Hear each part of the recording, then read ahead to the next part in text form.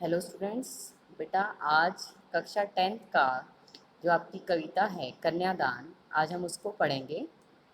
इसके कवि हैं ऋतुराज। पहले हम इनके बारे में जान लेते हैं। ऋतुराज का जन्म सन 1940 में भरतपुर में हुआ। राजस्थान विश्वविद्यालय जयपुर से इन्होंने अंग्रेजी में एमए किया।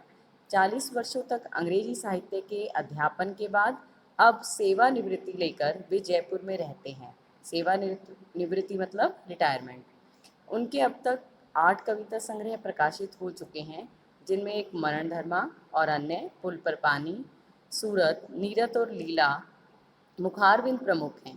उन्हें सोमदत्त परिमल सम्मान, मीरा पुरस्कार, पहल सम्मान तथा बिहारी पुरस्कार मिल चुके हैं। मुख्यधारा से अलग समाज के हाशिए के लोगों की चिंताओं को ऋतुराज ने अपने लेखन का विषय बनाया है। उनकी कविताओं में दैनिक जीवन के अनुभव का यथार्थ है और वे अपने आसपास रोजमर्रा में घटित होने वाले सामाजिक शोषण और विडंबनाओं पर निगाह डालते हैं। यही कारण है कि उनकी भाषा अपने परिवेश और लोक जीवन से जुड़ी हुई है। परिवेश, वातावरण। कन्यादान, ये जो कविता है इसमें उन्होंने किस तरह से अपने भावों को प्रकट किया है कि किस तरह एक माँ जब अपनी बेटी का कन्यादान कर रही है तो उसके अंदर जो किस तरह के भाव आ रहे हैं वो उन्होंने यहाँ पे इस कविता के माध्यम से हमारे सामने अभिव्यक्त किए हैं। कन्यादान कविता में माँ बेटी को स्त्री के परंपरागत आदर्श रूप से हटकर सीख दे रही है। कविता का मानना है कि समाज व्यवस्था द्वारा स्त्रियों के लिए आचरण संबंधी जो प्रतिमान गढ़ लिए जाते हैं, प्रतिमान मतलब कि जो चीज़ें निश्चित कर दी जाती हैं, जो नियम बना दिए जाते हैं उनके लिए, वे आदर्श के मुलम्मे में बंधन होते हैं। मतलब लड़कियों को कह दिया जाता है कि समाज के अनुसार उन्हें चलना होगा और इन नियमों का पालन करना होगा। तो ऋतुराज जी बता रहे हैं कि ये सब क्या है, लड़कियों के लिए बंधन है।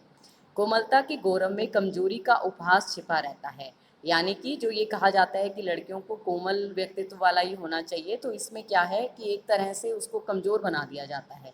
लड़की जैसा ना दिखाई देने में इसी आदर्शीकरण का प्रतिकार है। बेटी माँ के सबसे निकट और उसके सुख दुख की साथी होती है, इसी कारण उसे अंतिम पूंजी कहा जाता है। कविता में कोरी भावुकता नहीं बल्कि माँ के संचित अनुभवों की पीड़ा की प्रामाणिक अभिव्यक्ति है। इस छोटी सी कविता में स्त्री जीवन के प्रति ऋतुराज जी की गहरी संवेदनशीलता अभिव्यक्त हुई है।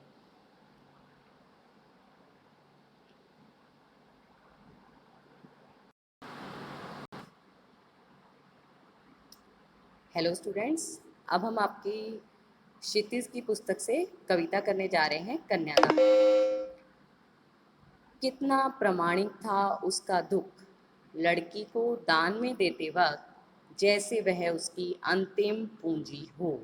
यहाँ पर कवि ऋतुराज एक माँ की पीड़ा को अभिव्यक्त करने जा रहे हैं, जिसमें वे बता रहे हैं कि जब विवाह के समय में माँ अपनी बेटी का अंतिम विदाई कर रही है तो उसके मन में जो पीड़ा हो रही है उसको ही यहाँ पे बताया गया है।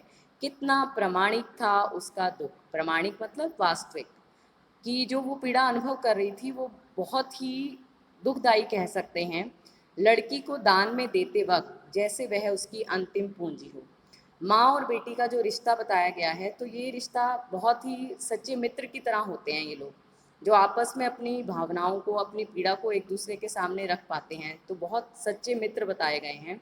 और ऐसे समय में जब माँ अपनी बेटी को विदा कर रही है तो उसे ऐसे लग रहा है जैसे कि वो अपनी पूंजी, जो उसका सारी उम्र का कमाया हुआ धन था, वो आज अपनी बेटी को विदा करके वो जो धन है वो किसी और को देने जा रही है।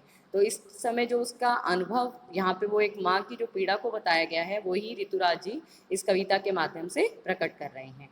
लड़की अभी सियानी नहीं थी, अभी इतनी भोली सरल थी कि उसे सुख का आभास तो होता था, लेकिन दुख बांचना नहीं आता था। पाठिका थी वह धुंधले प्रकाश की, कुछ तुर्कों और कुछ लयबद्ध पंक्तियों की। कितनी सुंदर पंक्तियां हैं यहाँ पे बता रहे हैं। लड़की अभी सयानी नहीं थी, मतलब कि विवाह किया जा रहा है, लेकिन माँ जो होती है उसको ऐसा लगता है कि मेरी बेटी को अभी जीवन की जो सच्चाई होती है उसको जो है नहीं अभी उनको समझ पाएगी। जो जीवन के दुख हैं वो जो उसे आगे परिवार में रहकर समझ आएंगे, वो सारी पीड़ा जो अब तक माँ की छत्र छाया में थी तो कोई छू भी नहीं पाई थी इस तरह के दुख, वो आज जो है उसका विवाह के बाद अब उसका दुख से सामना होगा, तो वो किस तरह से रिएक्ट करेगी, किस तरह से बेटी उन दुखों को समझ पाएगी। यहाँ पे उसी पीड़ा को जो है माँ बता रही है। लड़की अभी सियानी नहीं थी, उसको ऐसा लगता है कि अभी मेरी बेटी जो है उन दुखों से लड़ने के लिए तैयार नहीं हुई है, अभी इतनी भोली सरल थी, उसको लग रहा है अभी भी मेरी बेटी जो है वैसे की वैसे ही भोली और सरल है, कि उसे सुख का आभास तो होता था, मतलब कि सुख को तो समझ सकती है, क्योंकि इतने समय से अपने माँ बाप के जब संरक्षण में रह रही है तो उसे सिर्फ सुख का ही आभास हो रहा है, सुख का ही अनुभव हो रहा है, लेकिन दुख बांचना नहीं आता था, परंतु अभी दुखों से उसकी मुलाकात नहीं हुई थी, तो इसलिए दुख जो थे वो उसके पास नहीं आ पाए थे, जिस वजह से वो दुख का अनुभव कर पाती। पाठिका थी वह धुंधले प्रकाश थी, माँ को ऐसा लग रहा है कि अभी तक तो सिर्फ दुखों को उसने अस्पष्ट रूप से सिर्फ सपने की भांति ही महसूस किया है, कभी उसका सामना नहीं हुआ है। कुछ तुकों और कुछ लयबद्ध पंक्तियों की, मतलब ऐसा जैसे कि पाठ अगर हम पढ़ते हैं तो उसमें कुछ कविता में कुछ लयबद्ध पंक्तियां सी आ जाती हैं, तो उसी तरह से दुख भी उसके लिए सिर्फ पंक्तियों के समान है, जिनको सिर्फ वो पढ़कर और आगे बढ़ रही है। इन पंक्तियों को कभी, इन दुखों को कभी उन्होंने सामना नहीं किया है, तो माँ को भी ऐसा ही लग रहा है कि मेरी बेटी जो है वो अभी तक दुखों को जो है भोग नहीं पाई है, कभी दुखों से उसका सामना नहीं हुआ है। माँ ने कहा, पानी में झोंककर अपने चेहरे पर मत रीझना, आग रोटियां सेकने के लिए हैं, जलने के लिए नहीं। वस्त्र और आभूषण शाब्दिक भ्रमों की तरह बंधन है स्त्री जीवन के। यहाँ पे क्या बता रही हैं?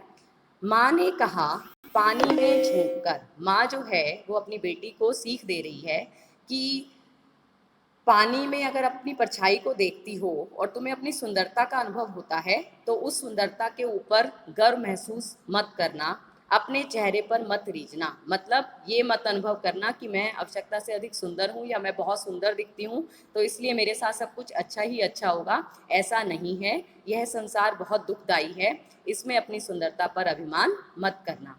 आग रोटियां सेकने के लिए हैं, जलने के लिए नहीं। यहाँ पे बताया गया है कि जो ये आग दिखाई दे रही है, इसमें सिर्फ अपने घर वालों को खुश करने के लिए ही समर्पित मत रहना, सिर्फ रोटियां सेकते ही मत रह जाना, और या कभी शोषण होता है तुम पर तो उस अत्याचार के खिलाफ अगर तुम्हें खड़ा होना पड़ता है तो उसके लिए खड़ी होना, जलने के लिए नहीं है ये आग।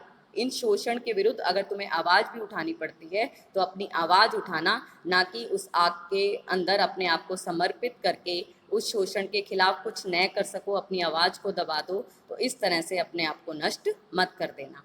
वस्त्र और आभूषण शाब्दिक भ्रमों की तरह बंधन है स्त्री जीवन के।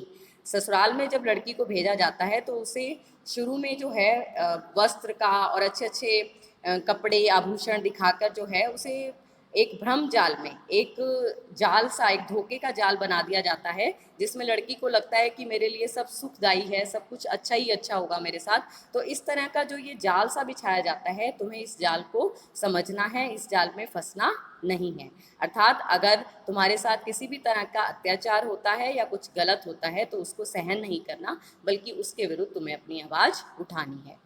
माँ ने कहा, लड़की होना पर लड़की जैसी दिखाई मत देना। यहाँ पर बहुत ही अच्छी बात कही है माँ ने बेटी को सीख देते हुए कि तुम्हें लड़की की तरह रहना है, लड़की की तरह जहाँ कोमल अपने स्वभाव को दिखाना पड़े उसको भी दिखाना है, परंतु लड़की जैसी दिखाई मत देना।